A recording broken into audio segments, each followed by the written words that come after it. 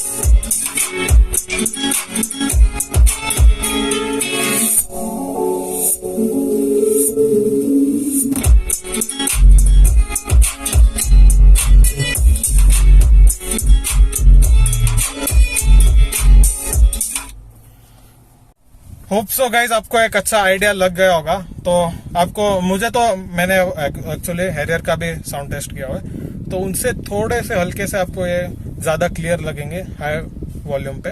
बाकी वो भी काफी अच्छे हैं। आपको कोई सी भी गाड़ी में आपको जो आफ्टर मार्केट सिस्टम है वो लगवाने की बिल्कुल भी जरूरत नहीं पड़ेगी। काफी अच्छे साउंड सिस्टम है और काफी मजा आएगा आपको गाना सुनने में। तो चलिए इतना ही था इसी वीडियो में। मिलते हैं ऐसे किसी नए वीडियो में। Till then take care, bye bye, जय हिंद, वंदे मातरम।